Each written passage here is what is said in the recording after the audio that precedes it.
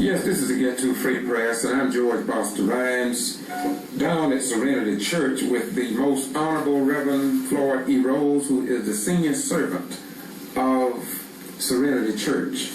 He is a longtime civil rights activist and a role model here in the city among the pastors that I know, and I've been here for a long time. Reverend Rose, what's on your agenda this week?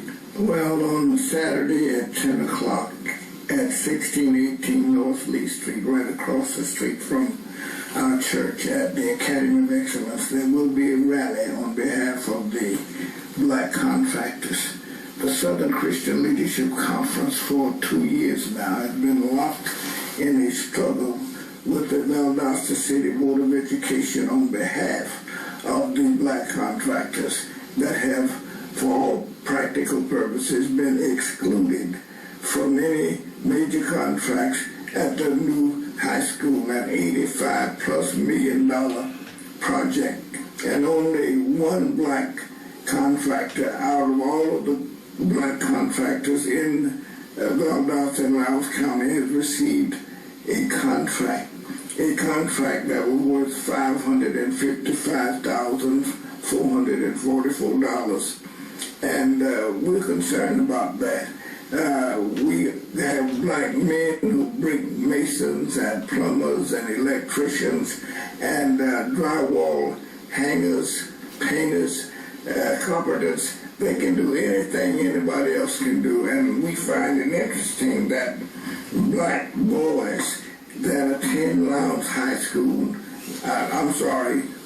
they attend Lowndes High School as well, but at Valdosta High School can shoot the ball, they can run the ball, they can carry the ball, they can kick the ball, but their fathers cannot lay the bricks or do the plumbing or the painting or get any other contracts with the Valdosta City Board of Education. Let me be clear, blacks will make up some 70% of the student body, and our unemployment rate in Lowndes County and Valdosta is 16.7% and rising, while the white unemployment rate is only 6.5% and falling.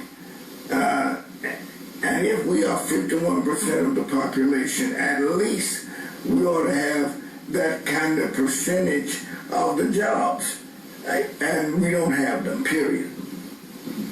Reverend, what will you say to people who are saying that, or may say that you just rebellizer, creating problems, blacks were not qualified? If they were, they would have received proper contracts. So let me be clear about that. We are only qualified if whites say we're qualified. And when whites say we're qualified, we were playing baseball long before Jackie Robinson came along, but we were not qualified to play in the major league until whites decided we were qualified to play. And of course, Jackie Robinson was the first black to break the color line. But Josh Gibson was a far greater player than Jackie Robinson. But he never made it because whites decide who is and who is not qualified to do anything in this country. And Valdosta and Loudoun County are no exceptions to that rule. Okay, tell me what will happen and when about this rally that you talked about. When will this take place and what will be the purpose of it? Well, this Saturday at 10 o'clock, we will be showing a PowerPoint put together by Reverend Darren Neal, who is the lead investigator for the Southern Christian Leadership Conference. And we will be showing a PowerPoint to all who attend the rally of what is going on in the last 2 years. And I'm telling you, you will be shocked, you will be surprised, but you will also be pleased to see the number of people who are committed to making sure that we get some of that work, period. Reverend, not to draw it out too long, but I don't sit down with you like this as often as I should. But when you look out and you look at the Board of Education for the city school system, and you see the number of black elected officials on that board, but when it comes down to addressing the issues that affect black children in particular, they seem to be silent. What do you want to leave to the people of Valdosta? Well, this is the first time I've seen blacks who make up at least 4 of the 9 members of that board, and they have never, ever voted for the interests of those people who put them there. Never. I've been here 21 years, and I've never seen the Valdosta City Board of Education or the blacks on that board vote for the interests of the people who put them there. Now, you'll hear people say, well, you know, we got some white votes, but the truth of the matter is they didn't, not a single black on that board got enough white votes to put them where they are, and they ought to at least represent the people that they claim they're supposed to represent, or the people that put them there, period. Now, if 4 of the 9 people on that board were white, do you think for 1 minute that they would not represent the people who put them there? Even if they didn't win, they would represent the people who put them there. And blacks ought to do the same thing, period.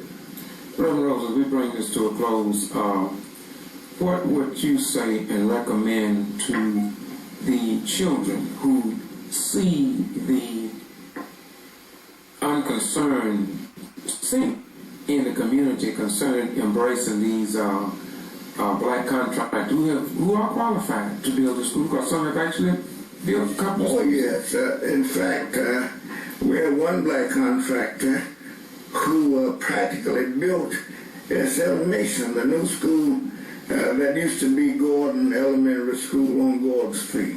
And it's unfortunate that even Travis Cox, that contractor, didn't get one single contract out of that job at the new high school. This is the contract, or a copy of it, that you approved right here. Thanks to your secretary, I was able to get this information. In this contract, I really don't know how many of you have any past experience in contractual agreements.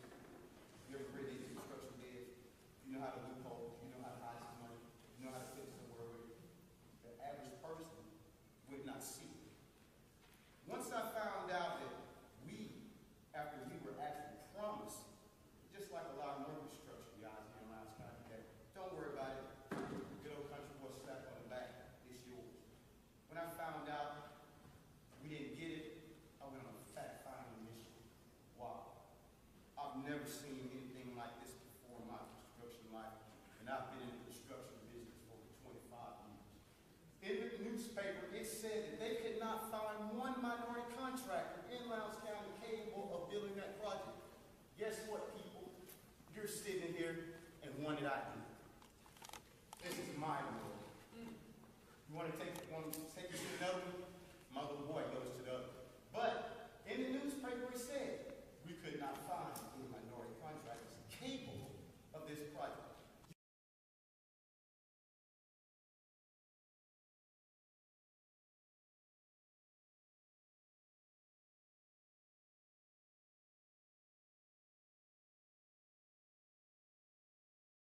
You just squandered away $50 million of these hard taxpayers' money. Now, how can you just sit here like you sit and look at these constituents like you do? It's just a travesty of how you manipulate us, and then you allow somebody to manipulate you. Aside $3.1 million for that. Concrete materials and supervision. If you break that down, and you go back to the value part, where they have everything broken down, only $1.5 million of that money is going to the actual provider for the materials. Only 1.5. Where's the rest of that money going? In the Mason area. $1.6 million. That money's being paid to Strug. Where's the rest of the money? The money that he should have gotten for this job, it's in there. I've been in this business over 25 years, people. There's no way God's green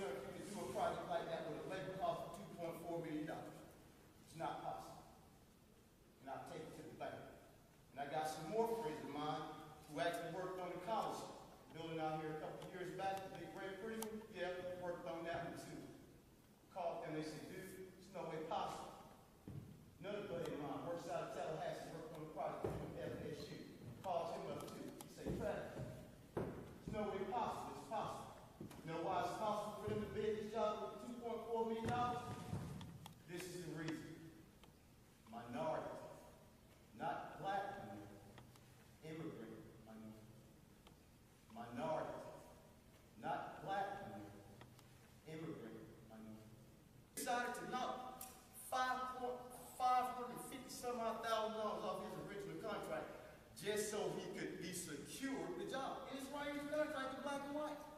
Just so he could be secured the job. And it's right in his contract in black and white. That's not effort. Because I've been on the job right there in Stateville, Georgia, with Elkins, another crook that beat you out some more money on the low Mike's condo job. Yep, worked on that one too. And it has some major problems you guys probably have no idea about. That's what you get when you go out of your city and get some people to come to your town to do what you need done. You know what they do? They give you shaft and take your money. And that is exactly what has happened. Well, it's okay, it can be up. But as long as these people know what y'all have done, now what you need to do, you need to have you, listen to this. Call JCI, all due respect is this. Call JCI, have them bring Robo up here, put a set of blueprints in his face, and I swear for God, he will tell you a darn thing on it. So you guys have a nice day, and I hope y'all be blessed with some kind of, but this shit right here is just not it. And it's unfortunate that even Travis Cox, that contractor, didn't get one single contract out of that job at the new high school. It's a shame. Now, we have tried to talk with them. We have tried to meet with them, and they have told us in no uncertain terms that it's over, that they've hired the people that they wanted to hire, and that's it. Well, they think that's it. It's not over. The school has not been finished, and it's not over. And as somebody said, nothing is over until it's over, and that's not over, and we're not done. Well, I'll be sitting down at the restaurant where I drink coffee with a lot of blacks every morning.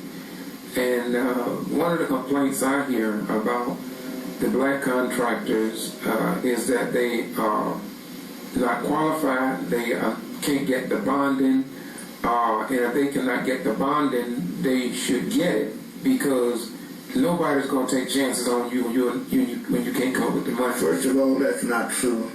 We had a contractor who had committed himself to hiring at least 35% of the people from this area. His name is Pelot, Benjamin Pelot, and he had $800 million in bonds. So that has never been the problem with blacks. Now, the people that don't know any better will say that to you, but the folks who know better simply know better. Okay, Reverend, we're going to close out. I'm going to say, what I want you to do, I want you to give the address and the time of this rally so people can use their GPS if they want to come from across. So give us the address for that. The address again is 1618 North Lee Street, Valdosta, Georgia, and it's at the Academy of Excellence. And that's right across the street, incidentally, from Serenity Church. And I would say, if you are concerned about what's happening to black folks in Valdosta and Lowndes County, you'll be there. And I would certainly be pleased to see you, and there'll be a lot of people that you know there. Once again, this is the Getto Free Press. I'm George Boston Ryan with over 1 million views around the world on Boston G.B.R. channel. And I invite you not to just see this on Facebook, but to take your time and go to Boston G.B.R. on YouTube. And as Paul Harvey would say, please get the rest of the story, because information can save us, but ignorance will most certainly destroy us. Peace be unto you, and bye-bye. We go. Who do you think has the power to break this system? And what do you think needs to be done? Like, who needs to be uniting together, you know? Thank you very much. You are really nice, and you are powerful. That is a powerful question. What could bring about that change is, as I said, if the football games were interrupted, if these people find a way to not play football until some change come to Valdosta. In fact, I believe that sports perhaps is the only way that real change is going to come here. I say that because right now we are known around the nation as Titletown, USA. But we are not only Titletown in football in terms of producing good football players. We are also Titletown when it comes to unsolved murders and killings. unsolved deaths in the jail. They say they have rats as big as cats in the jail. So perhaps we also have the title for having the biggest rats in any jail. So when they talk about title time, I think that football and those who benefit from the game, once the games are boycotted, I don't like the word boycotted, but it may have to be done. So a lot of this change will have to come through black folks taking on the initiative, along with white people who want to see change and foster in change. So the bottom line, and bringing it home again, the power of breaking this system is in the hand of the people who can show the people in the state of Georgia that we are not back in the 1800s.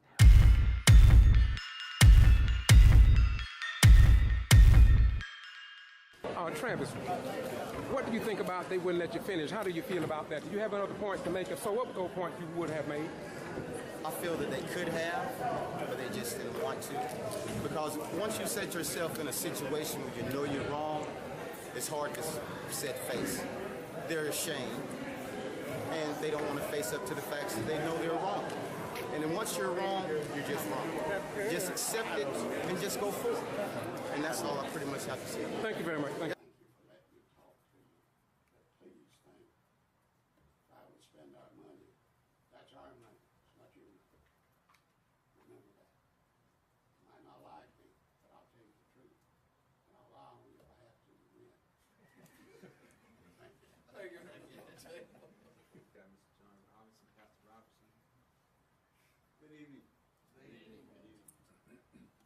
I don't have very much to say this afternoon. I just want to ask you a question, and I want you to ask yourself this question. Are you conscious of the conscious decisions that you're making pertaining to these issues that these contractors and where we're moving? And just ask yourself that individual question. As an individual that there are the duties and responsibilities that you owe the community that's paying you your salaries, ask yourself those questions. Do you really consciously understand the decisions and remnants of what you're doing, the decisions you're making with the contractors? Thank you. Thank you, Pastor. This time we have no one else that is signed in.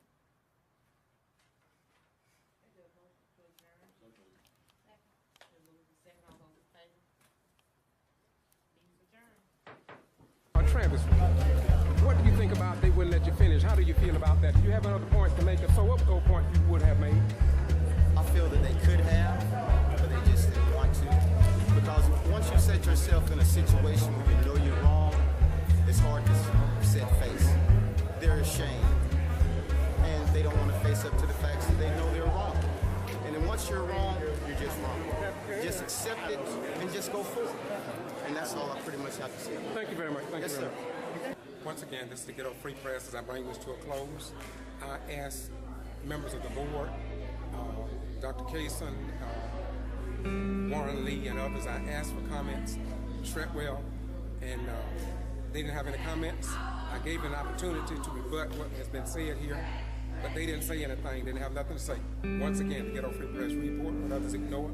If you'll notice, I want you to listen to what the TV stations report about this, as well as your local newspaper. Because once again, this is something that citizens are concerned about because it's affecting our children. Peace.